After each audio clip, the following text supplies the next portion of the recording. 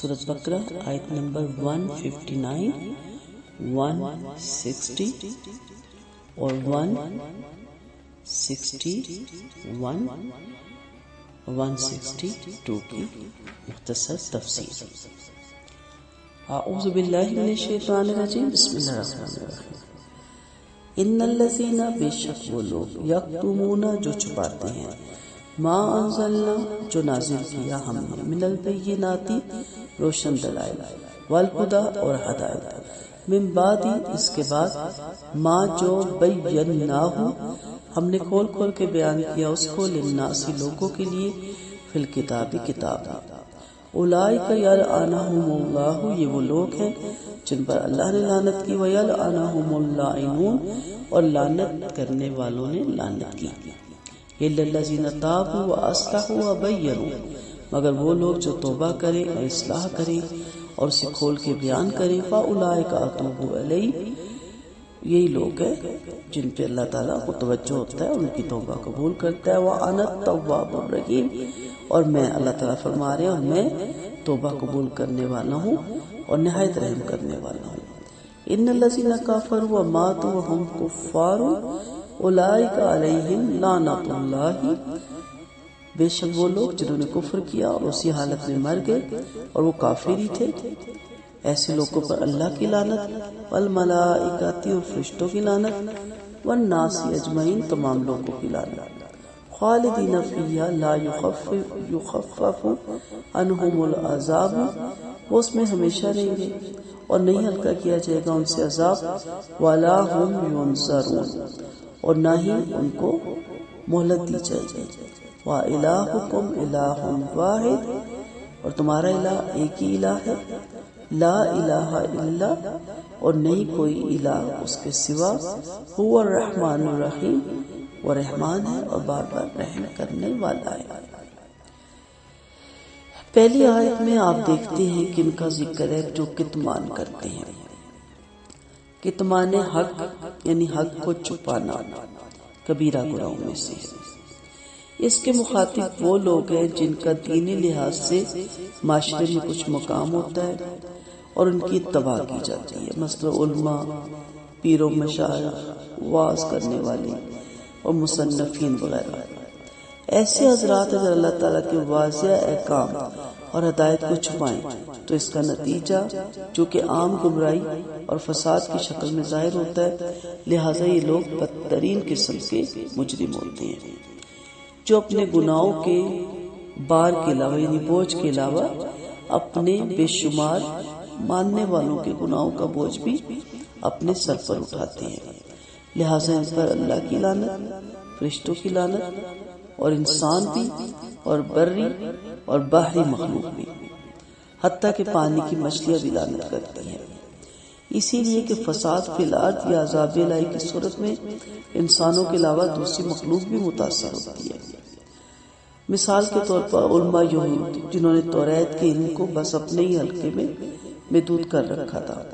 اور رجم کی آیت کو چھپاتے تھے اور عوام میں زنا کی سزا دوسری تجویز کر دی تھی، یا عوام میں مشہور کر دیا تھا کہ ابراہیم علیہ السلام،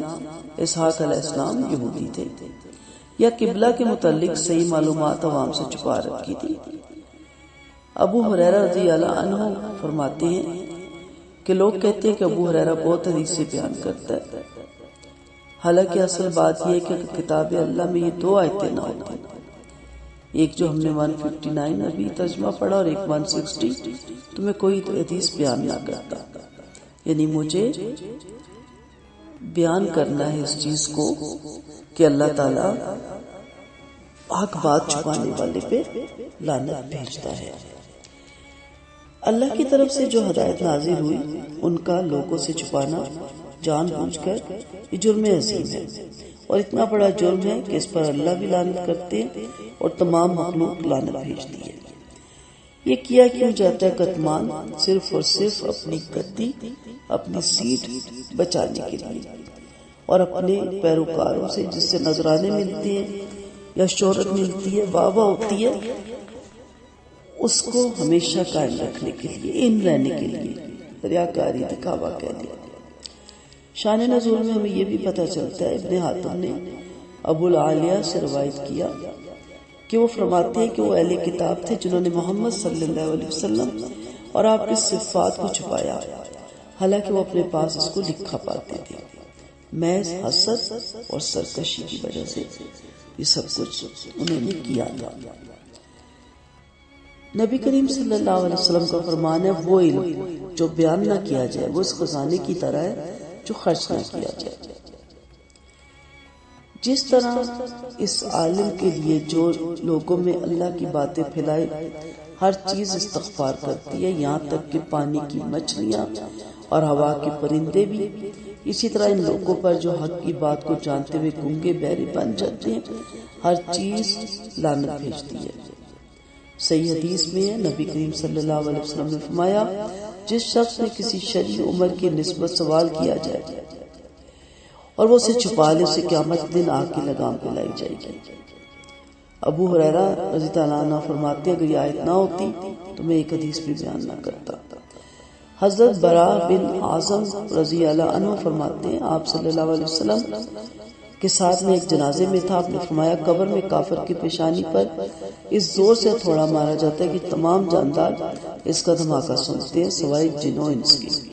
پھر وہ سب اس پر لعنت بھیجتے ہیں۔ یہی معنی ہے کہ ان پر اللہ کی اور تمام لعنت والوں کی لعنت، یعنی تمام جانداروں کی۔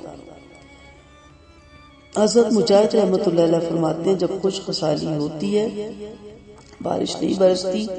تو چپائے جانور کہتے ہیں،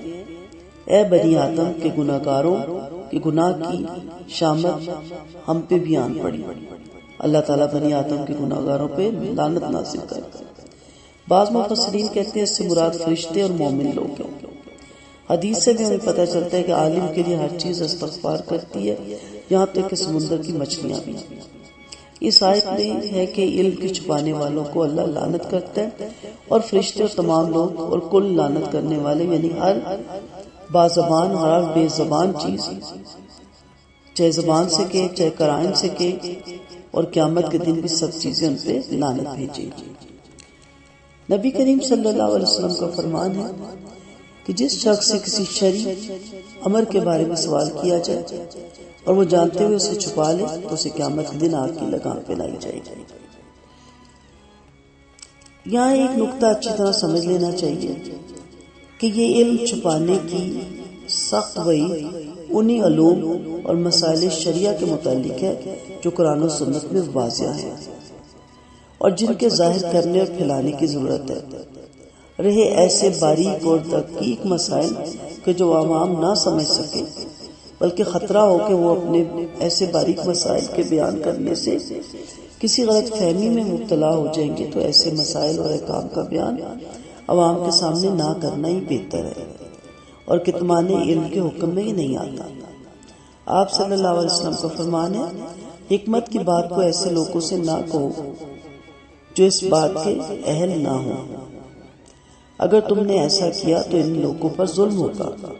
اور جو اہل نہیں ہیں ان کے سامنے حکمت کی باتیں نہ کہو۔ میں غلط بات کر کے دوبارہ دہراتی ہوں، حکمت کی بات کو ایسے لوگوں سے نہ روکو جو اس بات کے اہل ہوں، اگر تم نے ایسا کیا تو ان لوگوں پر ظلم ہوگا، اور جو اہل نہیں ہیں ان کے سامنے حکمت کی باتیں نہ کہو، کیونکہ اس صورت میں اس حکمت پر ظلم ہوگا۔ حضرت عبداللہ بن مسعود رضی اللہ عنہ نے فرمایا، اگر تم عوام کو ایسی حدیثیں سناؤ گے جن کو پوری طرح نہ سمجھ سکے تو ان کو فتنے میں مبتلا کرو گے۔ صحیح بخاری میں بھی منقول ہے، آپ نے فرمایا کہ عام لوگوں کے سامنے صرف اتنے ہی علم کا اظہار کرو جس کو ان کی عقل و فہم برداشت کر سکے۔ کیا تم یہ چاہتے ہو کہ لوگ اللہ اور اس کے رسول کی تکذیب کریں؟ یہاں سے معلوم ہوا کہ عالم واعظ خطیب کی یہ ذمہ داری ہے کہ مخاطب کے حالات کا اندازہ لگا کر بات کرے، اور یہ بہت امپورٹنٹ چیز ہے۔ اب کتمان کتاب کو چھپا رکھا تھا یہود و نصارہ نے، اس کو کوئی پڑھ نہیں سکتے تھے، صرف مذہبی گروہ پڑھتا تھا۔ اب مسلمانوں کو کیا تاکید کی جا رہی کہ تم ایسا نہ کرنا، قرآن کو غلافوں میں لپیٹ کر اونچی جگہوں پہ نہ رکھ دینا، اور ایسا نہ ہو کہ اپنے علاوہ کسی کو عالم ہی نہ بناؤ، قرآن کو چھپا کے نہ رکھو۔ اب ایسا آپ نے دیکھا ہوگا نہیں نظر آتا کہ مسجد میں ہر طرف قرآن کا درس ہو۔ آپ خود قرآن پڑھیں، ترجمے سے پڑھیں، انشاءاللہ آپ دیکھیں گے کہ آپ خود بخود جان لیں گے، اور وہ چیزیں جن کو غلط تفسیر کر کے آپ تک پہنچایا گیا، آپ کو سمجھ آ جائے گی کہ کتنے عقائد کو خراب کیا گیا۔ ایسے لوگوں کو کہا گیا ہاں الا الذین تابوا واصلحوا وبینوا، یہ ہو سکتا ہے لعنت سے بچنے کی وجہ کہ توبہ کر لیں، اصلاح کر لیں، اور پھر اس کو کھول کے بیان بھی کریں۔ توبہ کی شرائط بتائی گئی نا، صرف توبہ کرنا کافی نہیں، بلکہ ان کے اس کتمان حق سے جو بگاڑ پیدا ہوا اس کی انہیں اصلاح بھی کرنی ہوگی، پھر اپنی غلطی کا لوگوں کے سامنے برملا اعتراف بھی کرنا ہوگا، اور صرف ایسے لوگوں کے اللہ توبہ قبول کرے گا، ورنہ نہیں۔ اس کی مثال یوں سمجھیے کہ کسی نے کوئی کتاب لکھی، اس میں ایسے عقائد شائع کر دیے، لوگوں میں پھیل گئے، پھر جب اس کو اللہ نے ہدایت دی، اب اس کو تردید میں بھی ایسی کتاب لکھنی چاہیے اور اس عقائد کی اصلاح کرنی چاہیے۔ اس کی توبہ قبول ہونے کی توقع نہ ہوگی کہ جو بیان نہ کرے۔ اور اب تو اتنا آسان ہے کہ انسان میڈیا پہ آ کے اپنی غلطی کا اعتراف کر سکتا ہے، اور اس کتاب کو جو لکھی ہوئی ہے اس کے بارے میں بتا سکتا ہے کہ اس میں نے فلاں چیز غلط کہی تھی۔ تو یہاں پہ کہا گیا کہ بے شک ایسے انسان کی توبہ میں قبول کرتا ہوں۔ تو توبہ کی شرائط پہلے گناہ اور غلطی کا احساس اور اعتراف، پھر اس کی اصلاح، یعنی جہاں جہاں آپ نے بدعت یا کفر یا شرک کو پھیلایا اس کی درستگی، اور پھر جن امور حق کو چھپایا اور جس جرم کے مرتکب ہوئے انہیں اب کھول کے بیان بھی کرنا ہے۔ یہ تینوں شرائط نہایت ضروری ہیں۔ اور پھر کہا ان الذین کفروا وماتوا، کفر کے معنی انکار کر دینا، ایمان نہ لانا بھی ہے، کتمان کرنا بھی ہے، اور نہ شکری کرنا تو آپ جانتے ہی ہیں۔ یا موقع کے لحاظ سے یہ سب معنیوں میں استعمال ہوا ہے، یعنی نہیں مانتے، نہیں چاہتے، نہیں توبہ کرتے، تو پھر ایسے لوگ اسی میں ان کی موت واقع ہو جاتی ہے، تو پھر تو کافی نہیں ہے نا، ان پہ لعنت ہے اللہ کی، ان کے فرشتوں کی اور تمام لوگوں کی، اور پھر اس میں ہمیشہ رہیں گے، لعنت میں بھی ہمیشہ رہیں گے، جہنم میں بھی ہمیشہ رہیں گے، کیونکہ توبہ کر کے نہیں گئے۔ لا یخفف عنہم العذاب، اور ان سے عذاب بھی ہلکا نہ کیا جائے گا، اور وہ ان کو مدد بھی ان کی نہیں کی جائے گی، یعنی کسی قسم کی ان پہ رعایت بھی نہیں ہوگی، انہیں مہلت بھی نہیں دی جائے گی کسی قسم کی، مثلا ان کے عذاب میں کمی کر دی جائے، انہیں تھوڑی مہلت دی جائے سانس لینے کی۔ تو یہ ساری چیزیں اس میں آتی ہیں۔ اللہ تعالیٰ نے فرمایا قرآن مجید میں وَإِلَٰهُكُمْ إِلَٰهٌ وَاحِدٌ لَا إِلَٰهَ إِلَّا هُوَ الرَّحْمَٰنُ الرَّحِيمُ، اور تم سب کا معبود ایک ہی معبود ہے۔ یہ خطاب دراصل مشرکین مکہ سے ہے، جنہوں نے کئی الہ بنا رکھے تھے، اور یہ سمجھتے تھے کہ اتنے بڑے کارگاہ کائنات کے سارے کا سارا انتظام ایک اکیلا اللہ کیسے سنبھال سکتا ہے۔ ان کی عقل میں یہ بات آ ہی نہیں سکتی تھی، لہٰذا انہوں نے مختلف امور کے لیے مختلف الہ تجویز کر رکھے تھے، اور جتنی پرانی تہذیبیں پائی جاتی ہیں، مثلا ہندی، رومی، مصری، یونانی تہذیبیں، ان سب لوگوں نے دیوی دیوتاؤں کا ایسے ایک نظام تجویز کر رکھا تھا، اور مسلمانوں میں بھی اکثر لوگوں میں گو زبانی نہیں مگر عملاً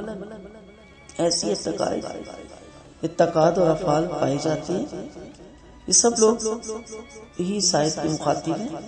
اور اس کی وجہ یہی ہے کہ ان لوگوں کو اللہ تعالیٰ کی معرفت نصیب نہیں ہوتی، اور قرآن میں یہ مضمون لا تعداد مقامات پر آیا۔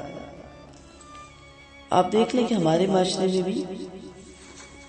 کوئی شفاع والا ولی ہے یا درویش ہے، اور کوئی آپ جانتے ہیں کہ رازق ہے، کوئی مالک ہے، کوئی داتا ہے، کوئی غوث ہے، کوئی سخی ہے، ان لمیٹڈ الہ ہے۔ آگے اس پہ تفصیل سے بات کروں گی کہ کتنے کروڑوں کے حساب سے ہمارے یہاں الہ پائے جاتے ہیں۔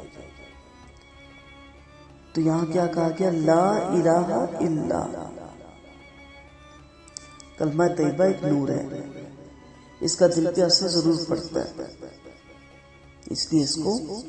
پڑھا کریں، چلتے پھرتے بھی اس کو دہرایا کریں زبان سے، اس کا دل پہ بڑا اثر ہوتا ہے، دل میں مسلمانوں کی اس سے تڑپ پیدا ہوتی ہے، محبت پیدا ہوتی ہے۔ حدیث سے بھی ہمیں پتہ چلتا ہے جو دل میں 100 مرتبہ کلمہ پڑھے گا اس دن اس کے اعمال سے زیادہ کوئی کسی کے اعمال اوپر نہیں جائیں گے سوائے جو 100 سے بھی زیادہ پڑھیں گے۔ بہت اس کی فضیلت ہے۔ نبی کریم صلی اللہ علیہ وسلم نے فرمایا سرکش جنات پر ان 2 آیات سے سخت چیز کوئی نہیں، جو سورۃ بقرہ کی ایک آیت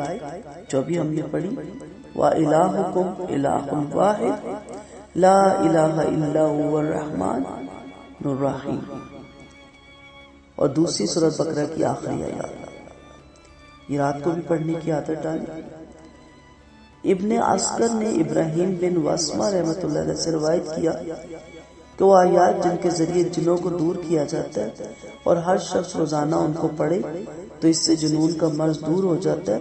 وَإِلَٰهُكُمْ إِلَٰهٌ وَاحِدٌ، پھر آیت الکرسی اور سورۃ بقرہ کی آخری آیات ہیں۔ یہ آپ کو مختلف کتابوں میں